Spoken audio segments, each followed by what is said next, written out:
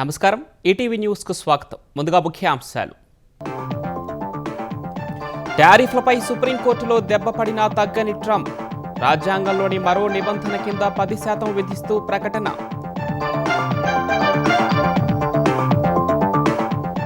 America supreme court తీర్పుతో భారత్కు మేలు. దేశ ఎగుమతులపై 18 నుంచి 10% తగ్గనున్న సుంకాలు.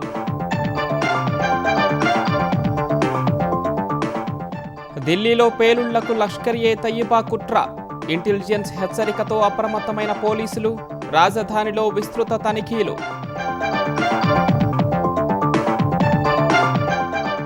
శ్రీవారి ఫోటోలతో వైసీపీ నిరసనలపై విమర్శలకు పదును పెట్టిన మంత్రులు.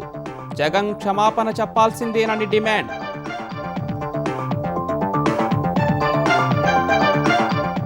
గ్రామాల్లో మార్చి 31 నాటికి ఇంటింటికి చెత్త సేకరణ.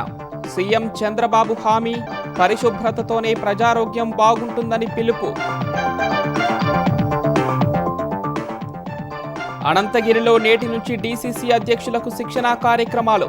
కాసేపట్లో ప్రారంభించనున్న ముఖ్యమంత్రి రేవంత్ రెడ్డి.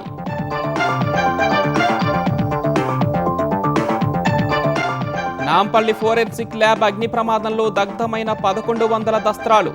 రికవరీ ప్రయత్నాలు ఫలించలేదన్న ప్రత్యేక బృందం.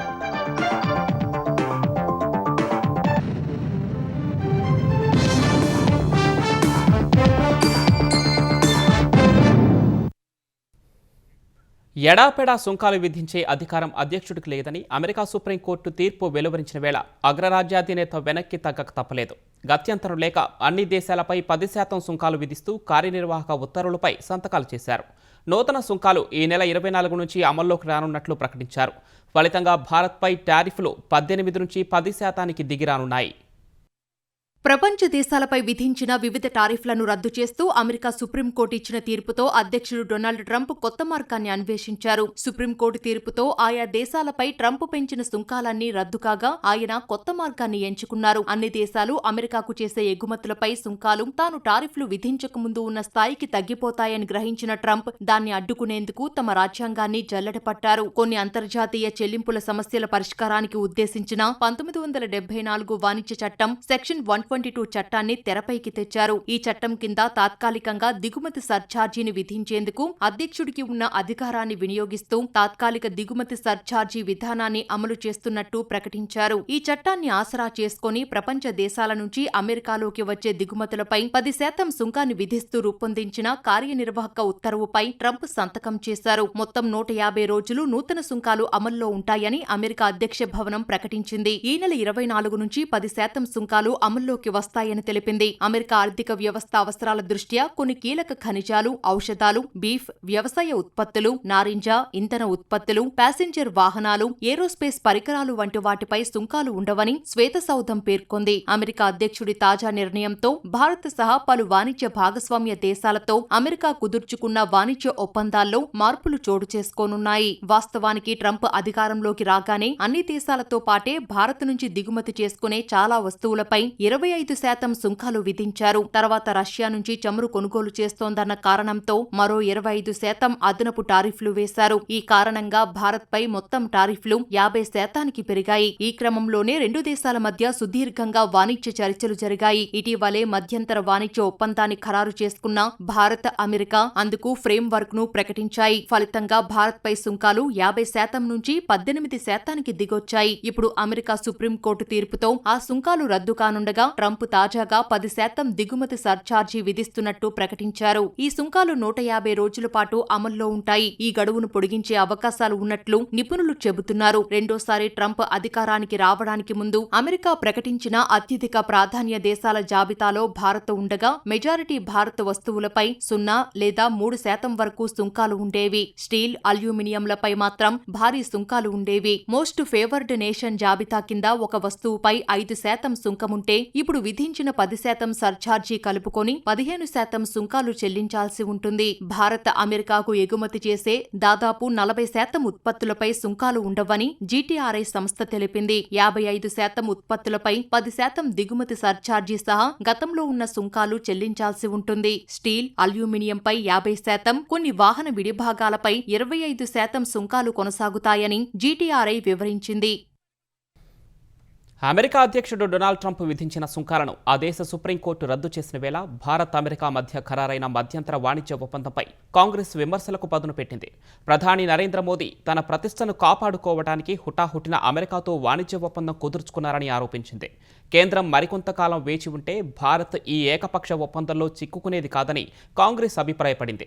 కేవలం 18 రోజులు వేచి ఉంటే దేశ సార్వభౌమత్వం ఓ ప్రమాదం నుంచి తప్పించుకునేదని కాంగ్రెస్ ప్రధాన కార్యదర్శి జయరాం రమేష్ ఎక్స్లో పోస్ట్ చేశారు. రైతులకు ఈ వేదన ఉండేది కాదని ఆ పోస్టులో తెలిపారు. ఈ నెల 2న అమెరికాతో వాణిజ్య ఒప్పందాన్ని ఖరారు చేసుకునే దిశలో ప్రధాని మోదీని ఏ అంశం ప్రేరేపించిందని జయరాం రమేష్ ప్రశ్నించారు. ఆ రోజు మధ్యాహ్నం లోక్సభలో ఏం జరిగింది, ఏ సమస్య నుంచి ప్రజల దృష్టిని మళ్లించడానికి మోదీ ట్రంప్ను ఆశ్రయించారని నిలదీశారు. మార్చి నుంచి గ్రామీణ ప్రాంతాల్లో ప్రతి ఇంటి నుంచి 100% వ్యర్థాలను సేకరించేందుకు చర్యలు తీసుకుంటున్నామని ముఖ్యమంత్రి చంద్రబాబు ప్రకటించారు. వినుకొండలో స్వచ్ఛాంధ్ర స్వర్ణాంధ్ర కార్యక్రమానికి హాజరైన సీఎం ఘన వ్యర్థాల సేకరణకు నిర్దేశించిన స్వచ్ఛ రథాన్ని ప్రారంభించారు. వ్యర్థాల సేకరణ కోసం అనుసరించాల్సిన విధి విధానాలపై దిశానిర్దేశం చేశారు. స్వయం సహాయ సంఘాల ద్వారా చేపట్టిన చిల్లీ, మెయిజ్ ప్రాసెసింగ్ ప్లాంట్ను చంద్రబాబు పరిశీలించారు.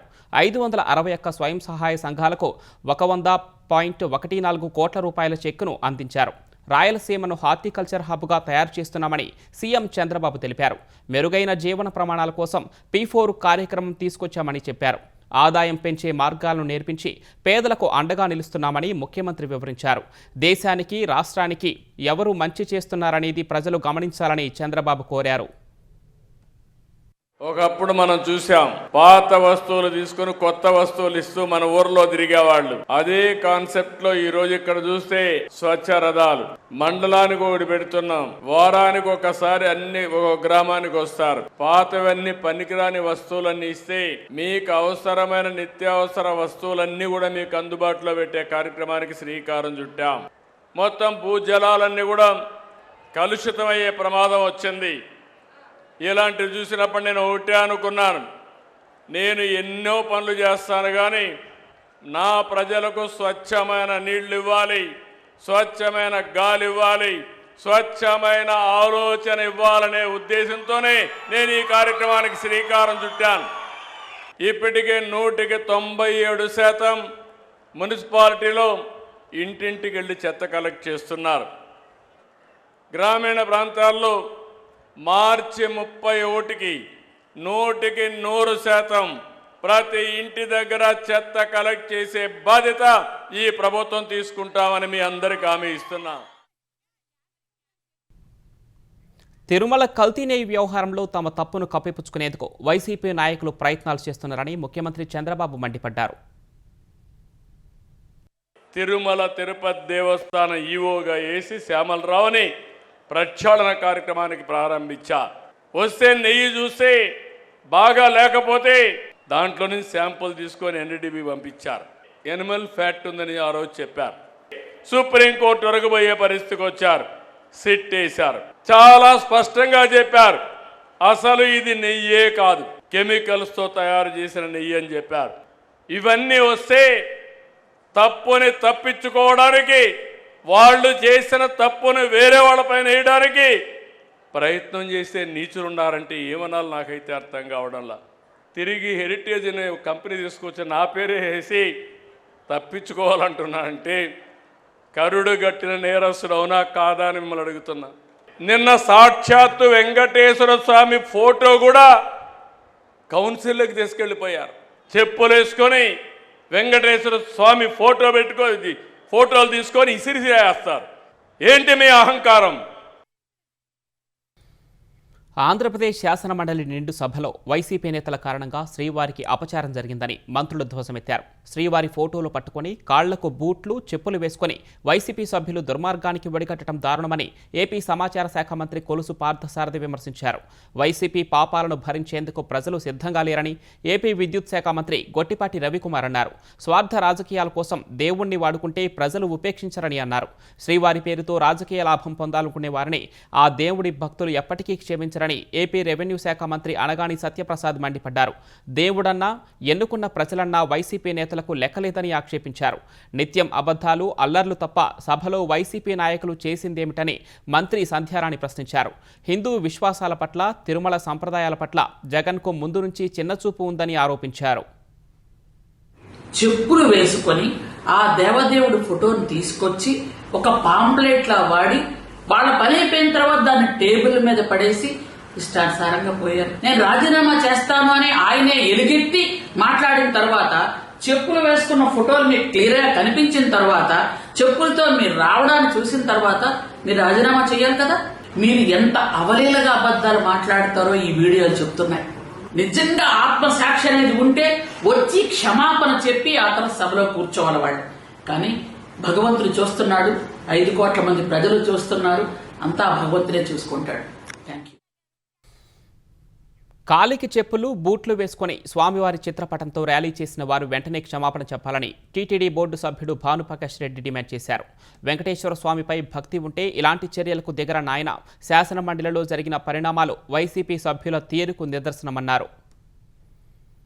నిన్న వెంకటేశ్వర స్వామి చిత్రపటాన్ని చెప్పులేసుకొని రోడ్ల మీద బహిరంగంగా వారు తీసుకోబోవడాన్ని క్షమించరాని నేరం. వాళ్ళందరికీ లీగల్ నోటీసులు పంపించబోతున్నాం. వెంటనే జగన్మోహన్ రెడ్డి బహిరంగ క్షమాపణ చెప్పాలని చెప్పి నేను డిమాండ్ చేస్తున్నా. ఇదంతా తాడేపల్లి ప్యాలెస్ ని డైరెక్షన్స్ తో జరిగింది. అలిపిరి దగ్గరకు వచ్చి ముక్కుని నేలకి రాసి క్షమాపణ చెప్పాలి. చెప్పినా మీకు పాప పరిహారం ఉండదు మిత్రులారా. తెలుగు భాష గొప్పతనాన్ని ప్రపంచానికి చాటి చెప్పాలని మాజీ ఉపరాష్ట్రపతి వెంకయ్యనాయుడు విజ్ఞప్తి చేశారు. పరిశోధనలకు యువత ప్రాధాన్యతనివ్వాలని పిలుపునిచ్చారు. విజయవాడలో Parvathaneni Brahmayya Siddhartha college of arts and science పూర్వ విద్యార్థుల స్వర్ణోత్సవ సంబరాలకు ఆయన ముఖ్య అతిథిగా హాజరయ్యారు.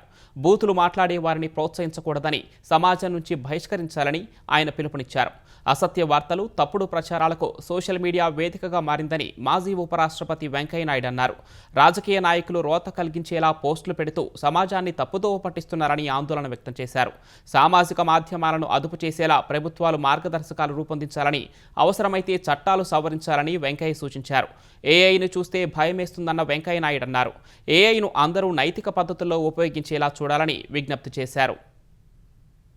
భారతదేశంలో ఈ యొక్క ఆర్టిఫిషియల్ ఇంటెలిజెన్స్ కుల పక్షపాతాలు నేర్పితే ఊహించుకుంటేనే భయంకరంగా ఉంటుంది.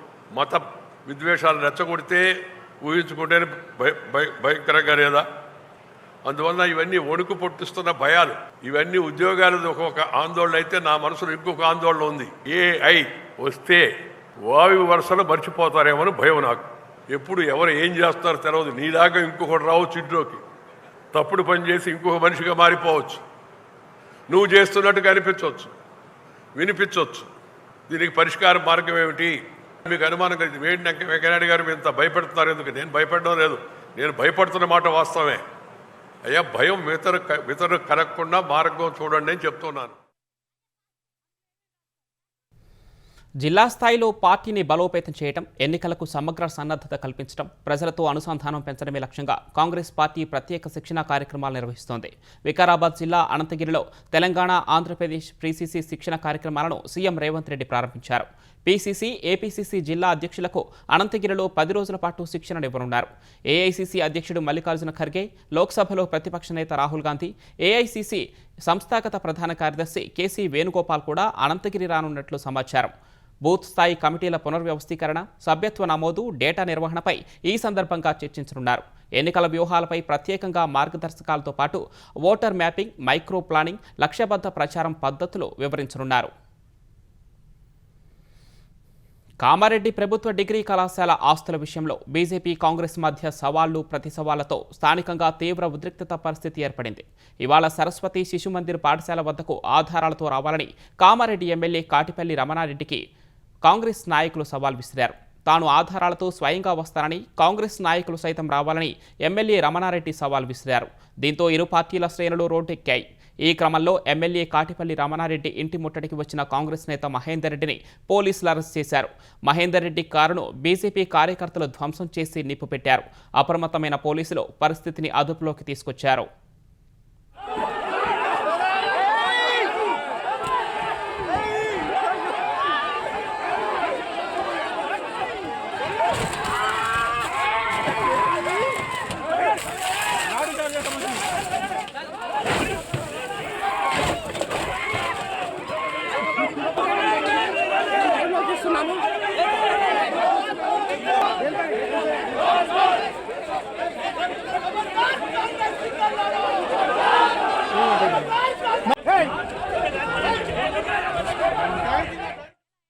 Hyderabad Nampally forensic science lab అగ్ని ప్రమాదంలో 1100 దస్తరాలు దగ్ధమైనట్లు నాగ్పూర్కు చెందిన ప్రత్యేక బృందం గుర్తించింది.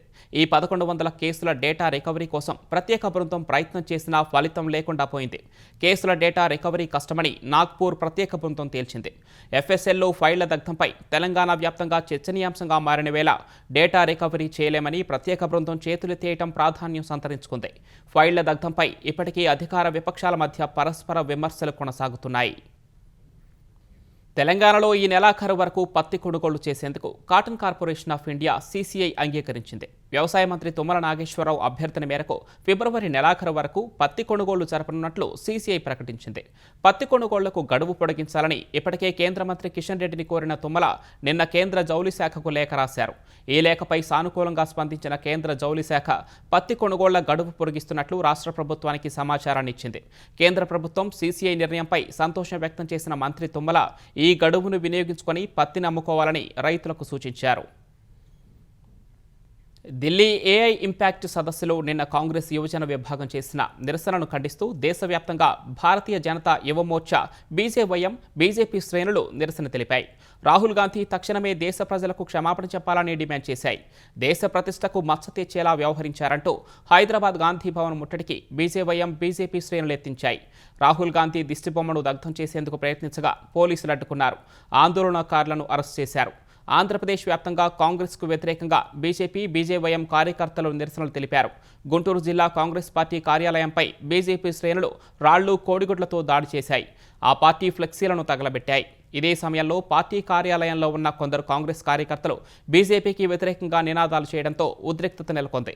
పోలీసులు పరిస్థితిని అదుపులోకి తీసుకొచ్చి కర్నూలు జిల్లా కాంగ్రెస్ కార్యాలయంపైకి BJYM కార్యకర్తలు టమాటోలు, కోడిగుడ్లు విసిరారు. బారికేడ్లు, ఫ్లెక్సీలను ధ్వంసం చేశారు. ఈ సందర్భంగా పోలీసులకు BJP నాయకులకు మధ్య వాగ్వాదం చోటు చేసుకుంది.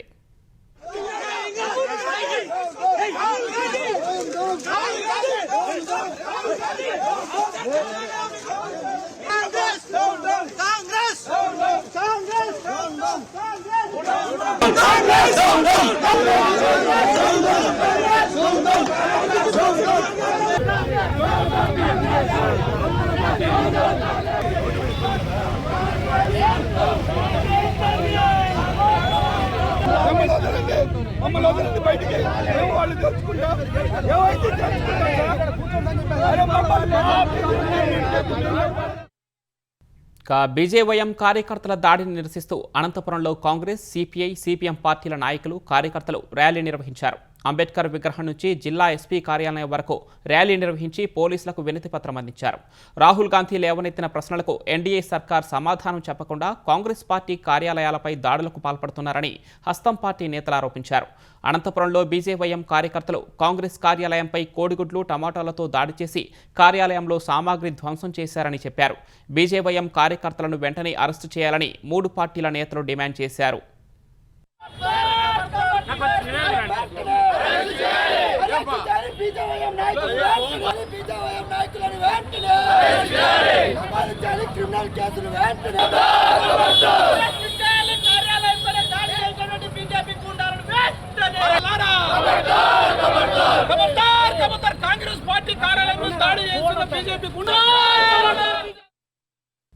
ఆంధ్రప్రదేశ్ను గంజాయి రహితంగా తీర్చిదిద్దేందుకు ప్రణాళికాబద్ధంగా కృషి చేస్తున్నట్లు ఈగల్ IG రవికృష్ణ వెల్లడించారు.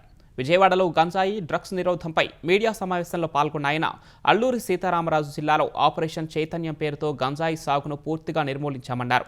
అల్లూరి జిల్లా ఇప్పుడు దేశంలో ఆదర్శ జిల్లాగా పేరు పొందిందని చెప్పారు.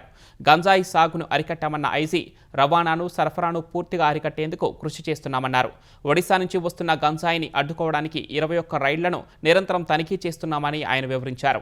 ఏడాదిలో 4760 మంది గంజాయి నిందితులను అరెస్టు చేశామని, 770 వాహనాలను సీజ్ చేశామన్నారు. ఈ ఏడాదిలో 1836 NTPS కేసులు నమోదు చేశామని, 46,011 కిలోల గంజాయి స్వాధీనం చేసుకున్నామని చెప్పారు.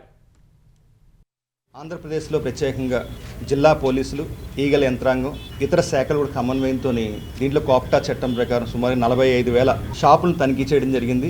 సుమారుగా 75 లక్షల రూపాయలు ఫైన్ కూడా వీటి ద్వారా ఇంపోజ్ చేయడం జరిగింది. చాలా యువత అప్రమత్తం అయ్యారు. ఈగల్ క్లబ్స్ ప్రారంభించడం జరిగింది. 40,000 విద్యా సంస్థల్లో 2025లో ఈగల్ ఆంధ్రప్రదేశ్ పోలీసులు ప్రత్యేకంగా 20 లక్షల మంది విద్యార్థుల్ని ప్రత్యక్షంగా కలిశారు. వాళ్ళు ఒక చైతన్యం తీసుకొచ్చారు. డ్రగ్స్ వద్దు బ్రో కార్యక్రమాన్ని మరింత ముందుకు తీసుకెళ్తున్నారు. మీ ప్రాంతంలో గంజాయి ప్రవేశిస్తే దయచేసి 1972 కాల్ చేయండి. ఎక్కడా కూడా మీ వివరాలు బయటికి చెప్పం, చాలా గోప్యంగా ఉంచుతాం. జోగులాంబ గద్వాల జిల్లా ఐజ పట్టణ పరిధిలో భారీ అగ్ని ప్రమాదం జరిగింది. డ్రిప్ ఫ్యాక్టరీలో కరెంటు షార్ట్ సర్క్యూట్తో మంటలు వ్యాపించాయి. మంటలు భారీగా విస్తరించడంతో డ్రిప్ పైపుల ఫ్యాక్టరీ పూర్తిగా దగ్ధమైంది. ఎగిసిపడుతున్న మంటలను చాలాసేపు శ్రమించి అగ్నిమాపక సిబ్బంది అదుపు చేశారు. ఆస్తి నష్టం భారీగా ఉండొచ్చని అధికారులు అంచనా వేస్తున్నారు. భద్రాద్రి కొత్తగూడెం జిల్లా ఆళ్లపల్లి అటవీ రేంజ్ పరిధిలో పులి కదలికలు స్థానికులను భయాందోళనకు గురిచేస్తున్నాయి. ఆళ్లపల్లి మండలం లక్ష్మీపురం గ్రామ సమీపంలోని చింతలగుంపు అటవీ పరిధిలో పెద్ద పులి పాదముద్రలను స్థానికులు గుర్తించారు. వెంటనే అటవీ శాఖ అధికారుల దృష్టికి తీసుకువెళ్లడంతో సెక్షన్ ఆఫీసర్ సురేష్ అటవీ శాఖ సిబ్బందితో గ్రామానికి చేరుకొని పులి పాదముద్రలను గుర్తించారు. ఆనందోగు వైపు పెద్ద పులి వెళ్లినట్లు తెలిపారు. సమీప గ్రామ ప్రజలు అప్రమత్తంగా ఉండాలని, రైతులు, పశువుల కాపరులు అటవీ ప్రాంతంలోకి వెళ్లకూడదని సూచించారు. పులి ఆనవాళ్లు కనిపిస్తే సమాచారం అందించాలని కోరారు. లెబనాన్లోని బెకా వ్యాలీపై శుక్రవారం ఇజ్రాయెల్ జరిపిన దాడుల్లో 3 పిల్లలతో సహా 10 మంది మరణించారని ఆ దేశ ఆరోగ్య శాఖ తెలిపింది. ఈ దాడిలో 24 మంది గాయపడ్డారని వెల్లడించింది. దాడిలో ధ్వంసమైన ఓ అపార్ట్మెంట్ భవనం దృశ్యాలను లెబనాన్ విడుదల చేసింది. ఇజ్రాయెల్ దాడులపై హెజ్బొల్లా నుంచి ఎలాంటి ప్రకటన లేదు. ఇజ్రాయెల్ మాత్రం హెజ్బొల్లా గ్రూప్నకు చెందిన కమాండ్ సెంటర్లపై దాడి చేసినట్లు తెలిపింది. 2024 సెప్టెంబర్లో అమెరికా మధ్యవర్తిత్వంతో ఇజ్రాయెల్ లెబనాన్ మధ్య కాల్పుల విరమణ ఒప్పందం కుదిరిన తర్వాత ఘర్షణ కొంతమేరకు తగ్గుముఖం పట్టింది. అయితే హెజ్బొల్లా తిరిగి పుంజుకుంటోందనే కారణంతో కొంతకాలంగా ఇజ్రాయెల్ దాడులను కొనసాగిస్తోంది. అణు కార్యక్రమంపై చర్చలు విఫలమైతే ఇరాన్పై దాడులు చేస్తామని అమెరికా హెచ్చరించిన నేపథ్యంలో ఈ తాజా దాడులు ప్రాధాన్యం సంతరించుకున్నాయి. ఇరాన్ మద్దతు ఉన్న హెజ్బొల్లా, హమాస్ కార్యకలాపాలు ఈ ఉద్రిక్తతలను మరింత పెంచుతున్నాయి. తూర్పు పసిఫిక్ మహాసముద్రంలో అక్రమంగా మాదక ద్రవ్యాలను తరలిస్తున్న నౌకపై దాడి చేశామని అమెరికా సైన్యం తెలిపింది.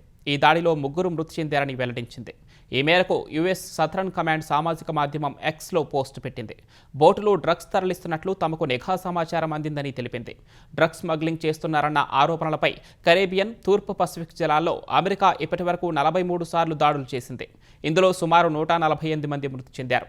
లాటిన్ అమెరికాకు చెందిన డ్రగ్స్ ముఠాలతో తాము పోరాడుతున్నామని అమెరికా అధ్యక్షుడు డొనాల్డ్ ట్రంప్ తెలిపారు. అమెరికాలోకి మాదక ద్రవ్యాల ప్రవాహాన్ని అరికట్టడానికి ఇలాంటి దాడులు అవసరమన్నారు.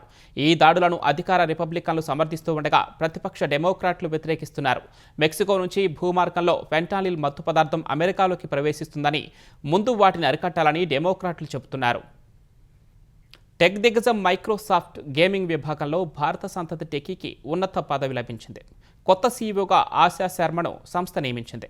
ఇప్పటివరకు ఈ స్థానంలో ఉన్న ఫిల్ స్పెన్సర్ పదవీ విరమణ చేయగా ఆ స్థానంలో గేమింగ్ డివిజన్కు సీఈఓ, వైస్ ప్రెసిడెంట్గా ఆశా శర్మ బాధ్యతలు చేపట్టనున్నారు. మైక్రోసాఫ్ట్ గేమింగ్ ఆదాయ వృద్ధి మందగించడం, గేమింగ్ కంటెంట్ కోసం ప్రపంచ మార్కెట్లో తీవ్రమైన పోటీ వంటి సవాళ్లను ఆమె ఎదుర్కోనున్నారు. ఆశా శర్మ మిన్నెసోటా విశ్వవిద్యాలయంలోని క్లార్సన్ స్కూల్ ఆఫ్ మేనేజ్మెంట్ నుంచి బిజినెస్లో బ్యాచిలర్ డిగ్రీ చేశారు. మైక్రోసాఫ్ట్ మార్కెటింగ్లో మొదట పనిచేసిన ఆమె 2013లో సంస్థ నుంచి బయటకు వెళ్లారు. పలు అతిపెద్ద అంతర్జాతీయ టెక్నాలజీ కంపెనీల్లో ఉన్నత పదవుల్లో పనిచేశారు. తిరిగి 2 ఏళ్ల క్రితం మైక్రోసాఫ్ట్లోని కోర్ ఏఐ విభాగంలో ఉన్నతాధికారిగా చేరారు. ఇప్పుడు గేమింగ్ విభాగం సీఈఓ, వైస్ ప్రెసిడెంట్గా పదోన్నతి పొందారు. దేశ రాజధాని ఢిల్లీలో ఉగ్రవాదులు దాడులు జరిపే అవకాశం ఉందన్న నిఘా వర్గాల హెచ్చరికలతో పోలీసులు అప్రమత్తమయ్యారు. చారిత్రక ఎర్రకోట సహా పలు ఆలయాల వద్ద ఉగ్రదాడులు చేసేందుకు ఉగ్ర సంస్థ లష్కర్-ఏ-తయ్యిబా రచించిన కుట్రను పసిగట్టిన నిఘా వర్గాలు, పోలీసులు ఇతర ఏజెన్సీలను అప్రమత్తం చేశాయి. ప్రధానంగా ఎర్రకోట, చాందినీ చౌక్ వంటి చారిత్రక ప్రదేశాలు, ఇతర ఆలయాల వద్ద దాడులు చేయవచ్చని ఆ వర్గాలు పేర్కొన్నాయి. ఈ హెచ్చరికలతో భద్రత కట్టుదిట్టం చేసినట్లు పోలీసు అధికారులు తెలిపారు. ముందు జాగ్రత్తగా సున్నితమైన, మతపరమైన ప్రదేశాల్లో భద్రతను పెంచినట్లు తెలిపారు. రద్దీగా ఉండే బహిరంగ ప్రదేశాల్లో భద్రతను పెంచినట్లు వివరించారు. మరోవైపు అన్ని ప్రాంతాల్లో ఉన్న సీసీటీవీ దృశ్యాలను ఢిల్లీ పోలీసులు, ఇతర ఏజెన్సీలు అనుక్షణం పరిశీలిస్తున్నాయి. సున్నితమైన ప్రాంతాల్లో వాహన తనిఖీలు చేపట్టారు.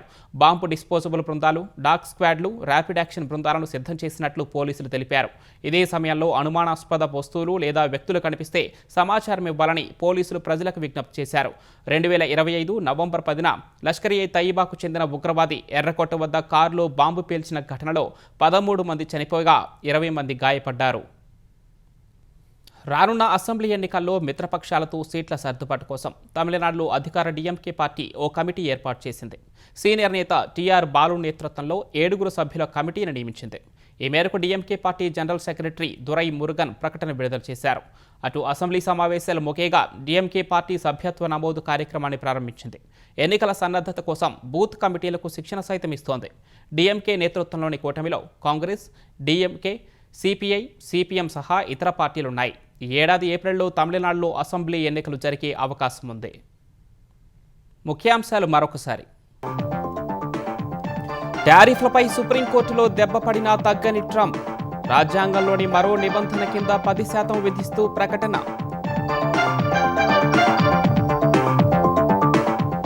అమెరికా సుప్రీంకోర్టు తీర్పుతో భారత్కు మేలు.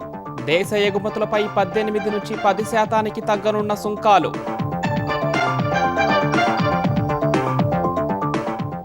ఢిల్లీలో పేలుళ్లకు లష్కర్-ఏ-తయ్యిబా కుట్ర. ఇంటెలిజెన్స్ హెచ్చరికతో అప్రమత్తమైన పోలీసులు. రాజధానిలో విస్తృత తనిఖీలు.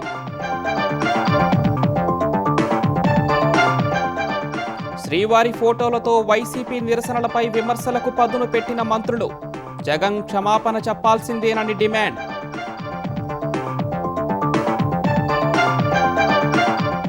గ్రామాల్లో మార్చి 31 నాటికి ఇంటింటికి చెత్త సేకరణ. సీఎం చంద్రబాబు హామీ. పరిశుభ్రతతోనే ప్రజారోగ్యం బాగుంటుందని పిలుపు. అనంతగిరిలో నేటి నుంచి డీసీసీ అధ్యక్షులకు శిక్షణా కార్యక్రమాలు. కాసేపట్లో ప్రారంభించనున్న ముఖ్యమంత్రి రేవంత్ రెడ్డి.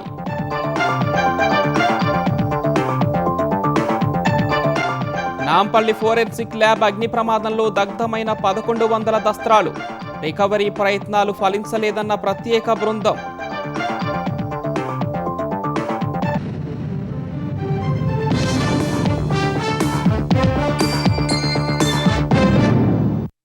ఈటీవీ న్యూస్ సమాప్తం. నమస్కారం.